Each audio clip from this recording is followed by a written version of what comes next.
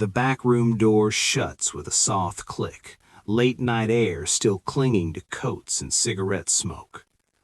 A single table, 2 glasses, 3 men standing instead of sitting. Frank Lucas doesn't rush. He walks in like he owns the floorboards. And in his right hand is a plain suitcase, scuffed corners, cheap handle, no stickers. He sets it down dead center and keeps his palm on the lid like it's breathing. One of the men's fingers taps the table twice, fast, nervous, like he's counting down. A second man shifts his jacket just enough to flash metal at his waistband. The third doesn't move at all, just watches the suitcase the way a hungry dog watches a bowl. Frank doesn't smile. He just turns the suitcase slightly so the latches face them, not him. That's a message by itself. Then he looks up and says quiet enough that everybody has to lean in. Before anybody gets loud, look at what loud costs. The latch pops. Not dramatic, just a small snap that sounds huge in a tight room. The lid opens an inch. Frank doesn't show the whole thing yet. He lets them see a sliver first, like a dealer flashing a card. A hard rectangle, wrapped, stacked. Not jewelry, not papers. A voice cuts the silence short and sharp. "You trying to buy Harlem?" Frank's hand stays on the lid. "I'm trying to change the price of it." Outside that back room, Harlem is still awake. Music leaking through walls, laughter in the front. A doorman pretended not to notice who comes and goes. Inside, the air's all math. How many men? How many bullets? How many days before somebody hears about this suitcase? You need to understand, Harlem doesn't start wars over feelings. It starts wars over supply. 3 weeks earlier, in a barber shop with 2 chairs working and 1 chair broken, a man folds cash into a straight line and slides it across the counter like a peace offering. The barber doesn't touch it right away.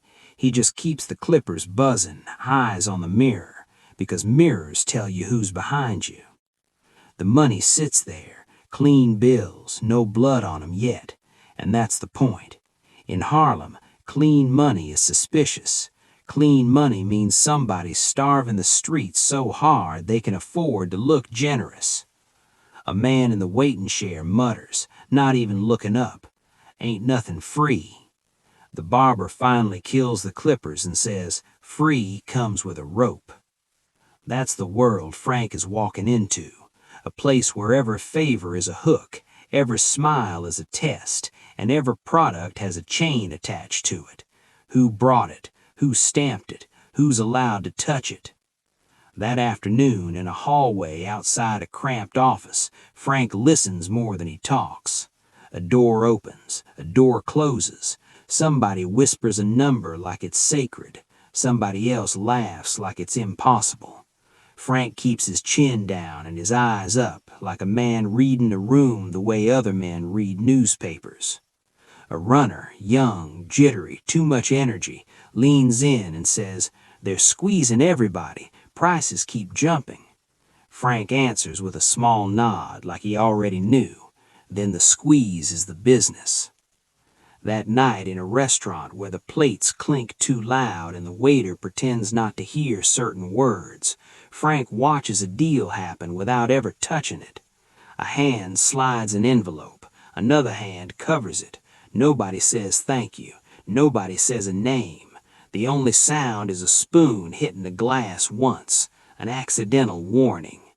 Across the room, a man points with his chin towards Frank, just once. That's a Harlem salute. Not respect, recognition. The kind that says, "We see you, and we're already deciding what you cost." Frank leans back, slow, and taps the side of his own briefcase, empty. Just leather and air. A gesture, a promise, or a threat. The next morning, 2 men in the street argue over territory like it's a sidewalk problem, not a life problem. One of them opens his hands wide like he's innocent. The other keeps one fist closed like he's holding something you can't see. "Everybody eatin'," the first one says loud.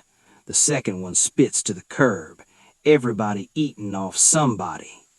Frank passes them without stopping, but he clocks the detail, the closed fist. That's how wars begin, somebody gripping what they think is theirs. 2 days later, word moves the way it always moves, through shop counters, through car windows cracked just enough, through cousins who don't speak unless they have to. The phrase is simple: Frank got something. Not Frank got a plan, not Frank got muscle, something. And something is dangerous because it forces men to imagine. Men'll kill over imagination quicker than fact. That evening, in a small apartment with the curtains pulled tight, a telephone sits on a table like a loaded weapon. It rings once, twice. Frank lets it ring a third time before he picks up, because the third ring tells the caller who's in control. A voice on the other end doesn't introduce itself. It just asks, "You in town or you visitin'?" Frank answers calm, "I'm standin'." The voice pauses, then says, "Standing where people already sittin' gets you checked." Frank's reply is one line, "Then come check." Back to the late-night back room. The suitcase is still on the table. The lid is still only an inch open. The men's eyes are locked on it like it's a judge about to speak. Frank finally opens it all the way.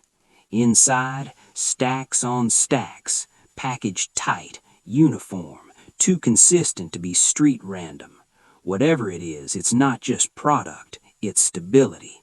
It's supply that doesn't wobble. It's the kind of thing that makes every other supplier look weak overnight. One man leans forward so fast his chair scrapes. "Where'd you get that?" Frank closes the lid halfway again, just to remind them it can disappear. That's not the question.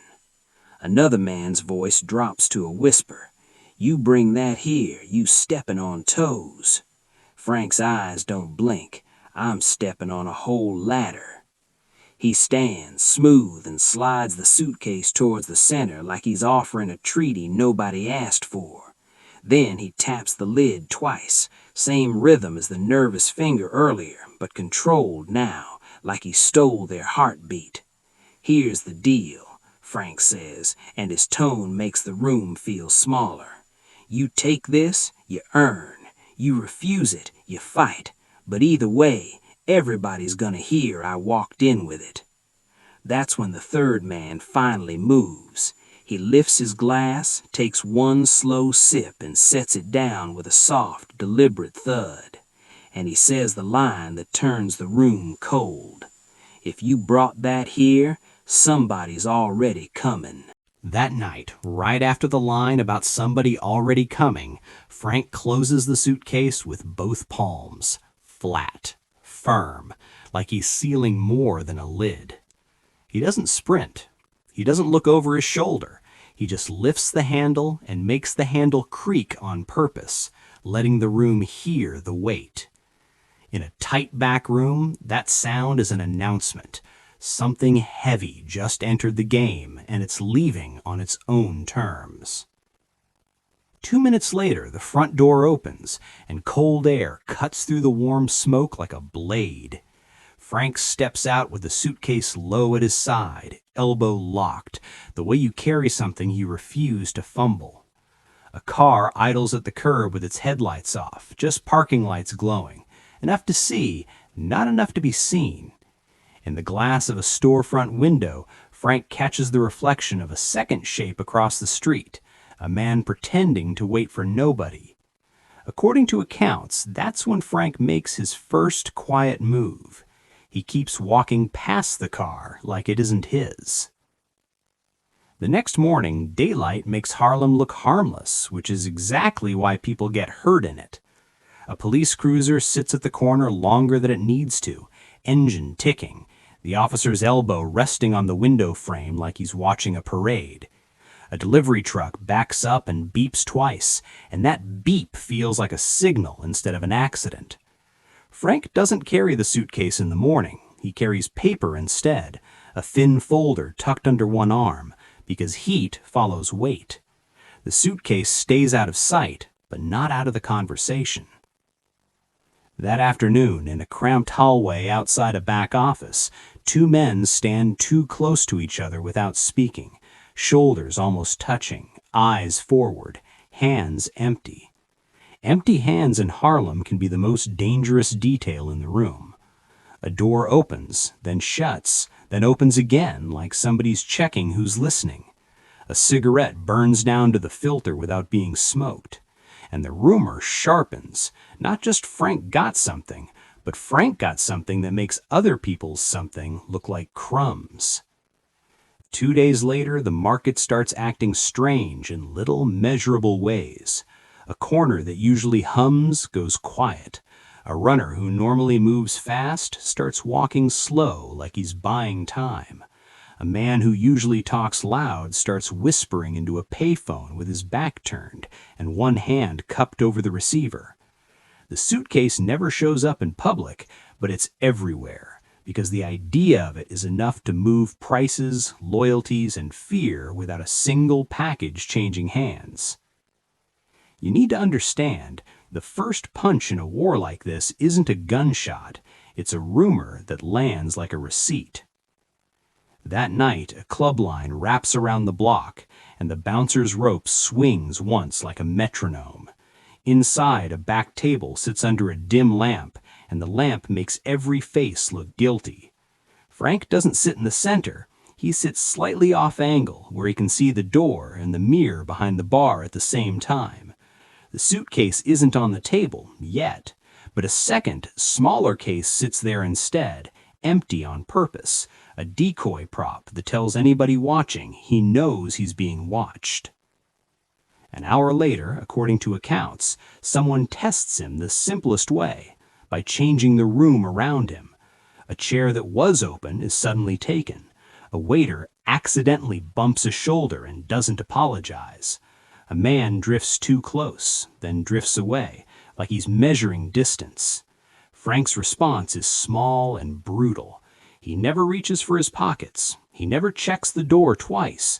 He just keeps one hand on the edge of the table, fingers relaxed, showing he's calm enough to wait while other people burn energy. The next night, the pressure point shows itself without anyone naming it. A phone rings in the wrong apartment. A car follows one extra block, then turns off. A face that used to nod now looks through you like you weren't even there. The message is clear. They can't touch the suitcase yet, so they touch everything around the suitcase. That's how power tests weakness, by shaking the frame and watching what falls off. Frank moves 2 steps ahead in a way that looks like laziness to anybody who doesn't understand chess. He changes the timing. He uses the same streets but not the same minutes.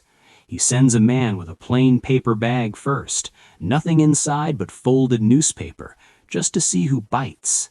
He watches who shows up early, who shows up late, who shows up twice, and when he finally does move the real suitcase, it's not carried like a prize, it's carried like bait. 3 nights after the back room, the suitcase reappears in a different kind of room, tighter, quieter, with no music to hide footsteps. A bare bulb hums overhead. A table sits with nothing on it except a glass ashtray and a single matchbook, the kind of small detail witnesses remember later. Frank sets the suitcase down, rotates it so the latches face away from the door, and stands behind it, between the object and the room, like he's daring the room to breathe wrong.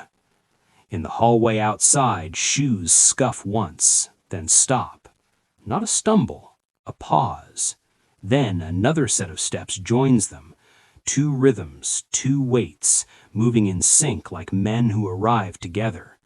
The doorknob turns a fraction, then holds, like whoever's out there is deciding whether to knock, rush, or wait. Frank's fingers settle on the suitcase handle again, and the handle gives that small, ugly creak, same sound as the first night, only now it feels like the starting bell. The doorknob holds for a beat, then turns the rest of the way. The door opens just enough to cut a thin vertical line of hallway light across the bare bulb room. Two silhouettes fill that line, shoulders squared, hands low, coats hanging heavy the way coats hang when they're hiding something. According to accounts, neither man steps in fast. They step in careful, like they're walking onto a floor that might give. Frank doesn't move from behind the suitcase. He stays planted with his feet under his hips, one hand on the handle, the other resting near the latch, not opening it, not protecting it, just controlling the moment. The suitcase sits dead center on the table like a judge's file. The ashtray is still empty. The matchbook hasn't been touched. The room is quiet enough to hear fabric shift when somebody breathes. 2 hours later, the room is changed without anyone redecorating.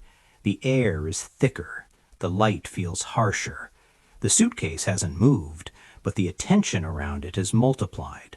There's a third presence now, off to the side, someone in the shadows near the wall, a shape that doesn't speak, just watches the angles. In Harlem, silence in the corner can be louder than a gun on the table. Frank makes the decisive gesture that turns a rumor into a weapon. He slides the suitcase forward until it's at the very edge of the table, closer to them than to him. Then he flips both latches open with his thumbs, quick, practiced, no hesitation. The lid rises all the way this time. No teasing, no inch-wide preview, full reveal.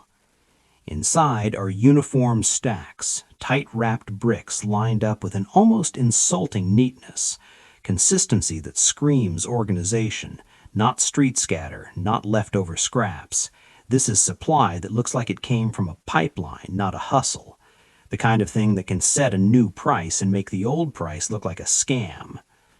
The reaction is physical before it's verbal. One man leans in and stops himself like he's afraid the air above the suitcase is wired. The other takes one half step back, heel scraping the floor, the way to step back from a stove you didn't know was hot. The shadow in the corner shifts weight once, just once, like a decision landing. Frank closes the lid slowly, not because he's done, but because he's seen enough. That slow close is the trigger. It tells him he can open it again whenever he wants. It tells him he can leave with it whenever he wants. It tells them the war isn't going to be loud at first, just controlled. That night he walks out of the building with the suitcase in his hand and an empty expression on his face. The streetlight catches the metal latches for a second, a little flash like the suitcase is blinking at anyone watching. A car rolls by too slowly, tires whispering on pavement. Another car sits parked with a man inside who never turns his head, because turning your head is admitting you care. 3 weeks earlier, a suitcase would have been just luggage. Now it's a message traveling through Harlem faster than any phone call. The next morning, the first consequence hits the streets in numbers, not bullets. A corner deal that used to take 10 minutes takes 2. A buyer who used to haggle stops haggling. A runner who used to spread his route wide starts sticking to one block, like he's afraid to cross a line that moved overnight.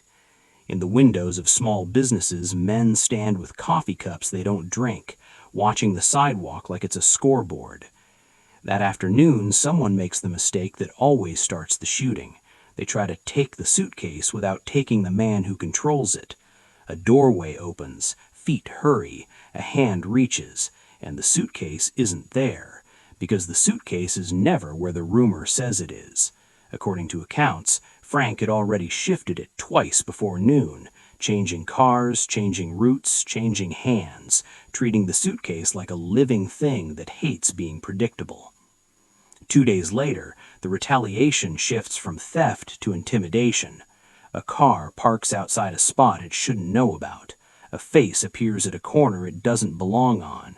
A delivery doesn't arrive, not because it's lost, but because it's been held, paused, like a finger hovering over a trigger. People start speaking with their eyes again, the way they do when they don't trust walls. By the end of the week, the suitcase has done what guns do without firing. It has forced everyone to pick a side. Some men chase the new supply because stability feels like salvation. Others hate it because stability belongs to whoever controls it, and that means their old leverage is dying.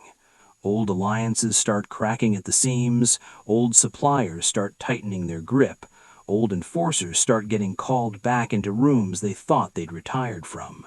And that's the war. Not a single explosion, but a chain reaction. One suitcase, one reveal, and suddenly every corner is a chessboard. The aftermath isn't poetic, it's practical. The next morning, people wake up and realize the balance of power has shifted without a headline. The message is simple. The man who can walk into Harlem with a suitcase full of consistent supply can make everybody else's operation look fragile.